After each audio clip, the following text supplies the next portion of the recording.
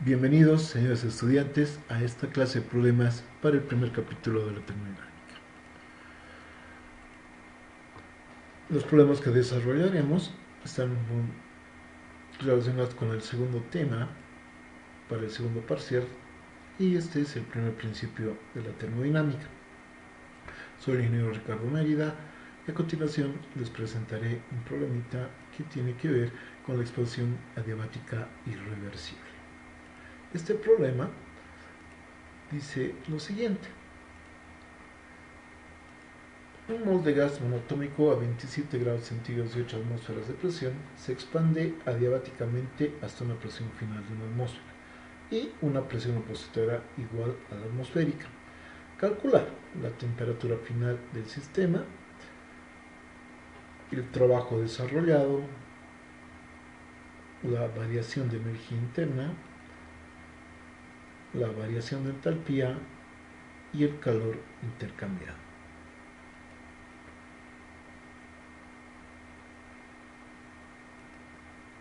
Bien, entonces para la solución de este problema debemos tomar nuestros datos. Tenemos un mol, una temperatura de 27 grados centígrados, que es equivalente a 300 Kelvin, una presión de 8 atmósferas, una presión opositora igual a la presión final, y considerando que el gas es monoatómico, tomamos el Cp como 5 medios de R y Cv como 3 medios de R. Entonces, para un proceso de expansión adiabática reversible, por definición de la primera ley, sabemos que la variación de energía interna es igual al calor menos el trabajo. Esta ecuación la vamos a llamar la ecuación número 1. Y como el sistema es adiabático, no hay intercambio de calor con los alrededores, por tanto Q se hace 0.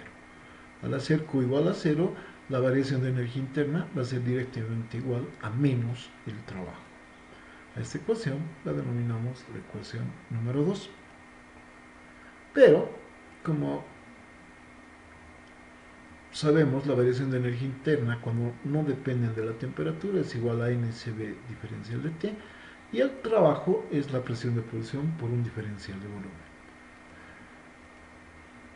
Como Cp y la presión de oposición no depende de la temperatura, reemplazando estas ecuaciones obtenemos que la variación de energía interna es igual a NCV temperatura final menos la temperatura inicial, simplemente una variación de temperatura, y esta va a ser igual a la presión de oposición hasta donde va a llegar el gas, que es igual a la presión atmosférica, y la diferencia de volúmenes, es decir, el volumen final menos el volumen inicial obtenido. Esta ecuación volvemos a llamar 1, y como se trata de un gas ideal, vamos a determinar tanto el volumen final como el volumen inicial para poder calcular inicialmente el segundo miembro de la ecuación. Recuerden que el problema me pide hallar la temperatura final. Por tanto, si yo reemplazo el volumen final en esta ecuación y el volumen inicial en el valor correspondiente, voy a tener la siguiente ecuación. N es el número de moles, 3 medios de R es el valor de Cv, la diferencia de temperaturas entre la temperatura final y la temperatura inicial, esto va a ser igual a la presión de oposición, por el volumen final que va a obtener el gas cuando se expanda, NR temperatura final sobre la presión final, menos NR temperatura inicial sobre la presión inicial. Entonces, haciendo operaciones, considerando que la presión de oposición es igual a la presión final, podemos llegar a obtener la temperatura final, considerando también, como les había indicado, que la presión final es igual a la presión de una atmósfera. Haciendo operaciones, obtenemos que 5 veces la temperatura final va a ser igual a la temperatura inicial multiplicado por 3 veces más 2 veces la presión final sobre la presión inicial. Reemplazando los datos correspondientes, la temperatura de 300 Kelvin dividido entre 5 por 3 más 2 por la presión final, que es de una atmósfera, y la presión inicial de 8 atmósferas, todo está expresado en Kelvin, obtendremos un valor de la temperatura final igual a 195 Kelvin. Para la segunda parte, el inciso B, con la temperatura final, determinaremos cuál es el trabajo. Luego determinaremos la variación de energía interna y la compararemos ambos cálculos para ver cuál es la variación. Entonces, para determinar el trabajo, calculemos los volúmenes inicial y final con las ecuaciones de estado, como habíamos visto inicialmente. Como ya tenemos la temperatura final, el volumen final va a ser igual a 1 mol por 0.082 atmósferas litro mol Kelvin por 195 Kelvin, que es la temperatura final, y la presión opositora, que es igual a una atmósfera. Haciendo operaciones, esto me da 15.99, que podemos tomar como 16 litros. De la misma manera, hacemos el cálculo del volumen inicial, que es igual a 1 mol por la constante R de 0.082 atmósferas litro mol, multiplicado por la temperatura inicial, que es de 300 Kelvin, y la presión inicial de 8 atmósferas.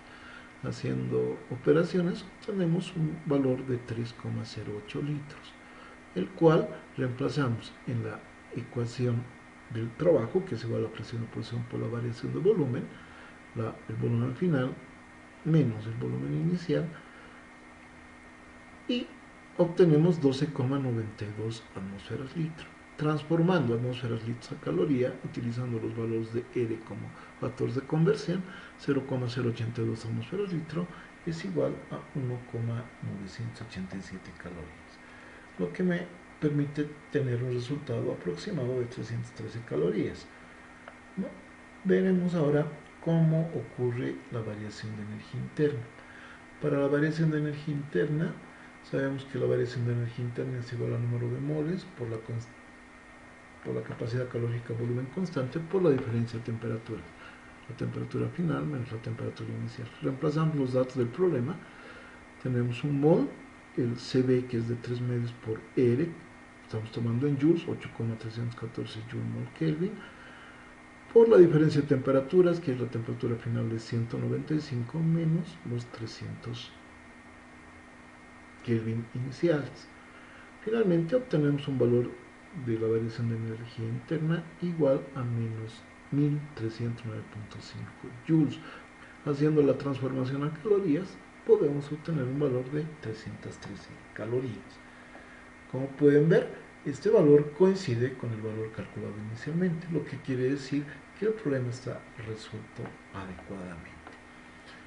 Ahora bien, para el cálculo de la entalpía, sabemos que la entalpía es el calor a presión constante, por tanto viene dado por la ecuación delta H NCP, diferencia de temperaturas, temperatura final menos la temperatura inicial. Haciendo el reemplazo de los datos correspondientes, tenemos un mol por 5 medios de R, ahora lo voy a tomar en calorías, 1,987 calorías mol, y la diferencia de temperaturas, que es idéntica a la anterior.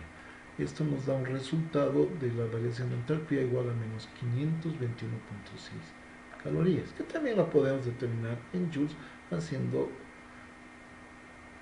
la transformación respectiva.